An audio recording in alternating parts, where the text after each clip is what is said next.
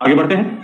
सबसे पहली बात है कि हेनरी का नियम क्या है। बस एक बात समझो इस जगह पर कि आपने सुना है कि द्रव में, आपने सुना है द्रव में, द्रव मतलब पानी में, चलो मान लेते हैं पानी में कार्बन डाइऑक्साइड घुला होता है। सोडा वाटर मार्केट में मिलती है, आपको पता है सोडा वाटर, सादा सोडा वाटर मिलता है और कोल्ड ड्रिंक्स बहुत सारे आते हैं, बियर में होता है, कोका कोला में होता है, जैसे जो भी आप गैस जब ढक्कन खोलते हो तो गैस तेजी से निकलती है जिस बोतल में, यानी जिसको पीने की चीजें होती हैं तो उसको बेवरेज कहते हैं। तो इन सब में क्या बोला मैंने, ऐसे द्रव या ऐसे कोल्ड ड्रिंक्स जिनसे गैस निकलता है उसमें कार्बन डाइऑक्साइड गैस भर के रखा जाता है।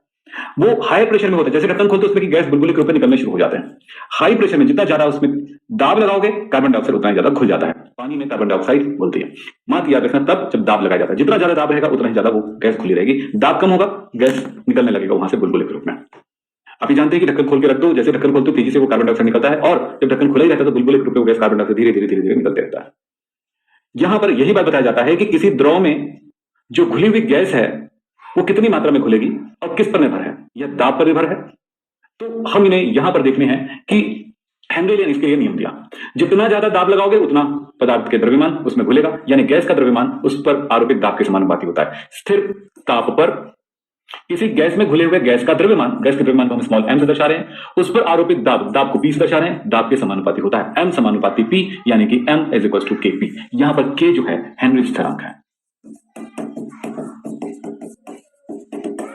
बिल्कुल सिंपल सा नियम है कि इस जगह पर हेनरी स्थिरांक है। याद रखेंगे इस बात को कि बिल्कुल सिंपल सी बात कि दाब बढ़ाओगे तो घुलने वाली गैस की मात्रा ज्यादा हो जाएगी, दाब कम है घुली हुई गैस की मात्रा कम है, दाब बढ़ाया गया गैस की मात्रा बढ़ गई है। किसी भी द्रव में हाँ तापमान पर भी डिपेंड करेगा, लेकिन यहां पर हमने तापमान को स्थिर रखा है, तो स्थिर तापमान पर ताप को न बढ़ाया ना घटाया, तो जितना ज्यादा आपने उस पर क्या डाला, प्रेशर डाला, गैस की हमने नजदीक आई उतनी ही ज्यादा उसमें डिजॉल्व होने लगी। ये है, तो द्रव में घुली हुई गैस की मात्रा उस पर आरोपित दाब के समानुपाती होता है।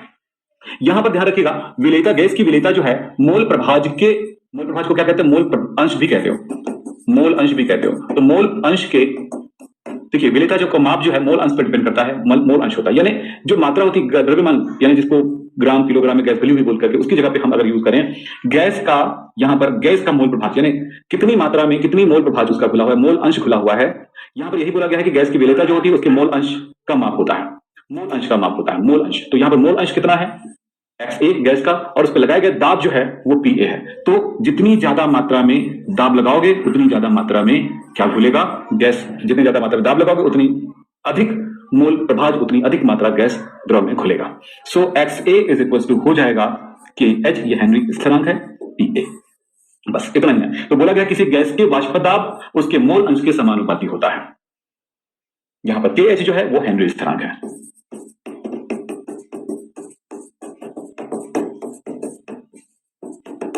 बस यही इसका सिद्धांत है, उसी के बेस पर हम इनके क्वेश्चन सॉल्व करेंगे।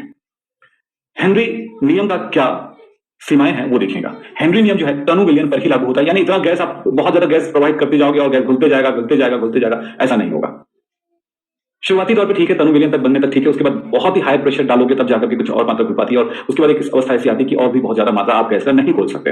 तो घुली हुई गैस की मात्रा जो होती है, घुलने वाली गैस की मात्रा एक सीमा के बाद वो स्थिर होने लगता है और ज्यादा मात्रा में नहीं घुल पाता है। तो इसलिए बोला गया गैस की टन मिलियन बनती है उसी तक, वहीं तक वो लागू होता है। दूसरा है शुरुआती तौर पर जो दाब लगाई जाती है उस पर लागू होता है, और एकदम हायर दाब पर ये नियम लागू नहीं होता कि हमने दाब बढ़ाया बहुत ज्यादा हाई किया तब उस पर फिर वो हेनरी का नियम लागू हो रहा है, ऐसा पॉसिबल नहीं होता है। शुरुआती दाब पर ये क्या होता है, लागू होता है, निम्न दाब पर लागू होता है। ताप, यहां पर जो द्रव का तापमान है वो अधिक है और हम दाब लगाते जा रहे हैं उस पर, तो क्या होगा, वो गैस की घुलने वाली मात्रा बढ़ती जाएगी। लेकिन अगर तापमान बहुत कम है और हमने उस पर दाब लगाते गया तो क्या समानुपातिक संबंध आएगा, मोल प्रभाव समानुपाती गैस का दाब, ऐसा नहीं आता है। मतलब XA समानुपाती PA या X इंटू P ये पॉसिबल नहीं हो पाता है। फिर लिखा गया है गैस विलायक के साथ क्रिया ना करता हो। यदि गैस विलायक के साथ क्रिया करेगा तो उस स्थिति में कभी भी हम हेनरी के नियम को लागू नहीं कर सकते।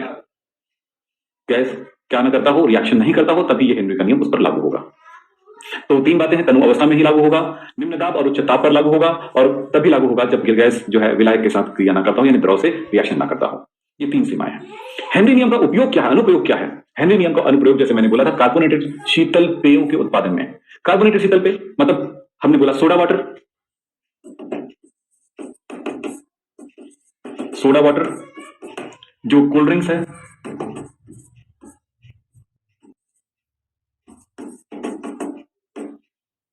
कोल्ड ड्रिंक्स है, बियर है, ये सब में कार्बन डाइऑक्साइड प्रोवाइड की जाती है पानी के साथ या फ्लेवर के साथ। तब मतलब शरबत होता है, शरबत में हमने कार्बन डाइऑक्साइड प्रोवाइड कर दिया, यानी डाल दिया, प्रेशर के साथ डाल दिया है, तो वो जो बनेगा उसमें क्या होगा, कार्बन डाइऑक्साइड गुलाब जब ढक्कन खोलते कार्बन डाइऑक्साइड आती है। कार्बन डाइऑक्साइड का जो स्वाद होता है थोड़ा सा झंझनाहट लिया होता है, थोड़ा सा हल्का सा झंझनाहट लिया होता है, इसलिए वो थोड़ा सा अच्छा लगता है। गहरे समुद्र में सांस लेने में अब आप जानते होंगे कि इंसान को सांस लेने के लिए वायु की जरूरत पड़ती है, ऑक्सीजन की जरूरत पड़ती है। इंसान को सांस लेने के लिए किसकी जरूरत पड़ती है, वायु की जरूरत पड़ती है, ऑक्सीजन की जरूरत पड़ती है।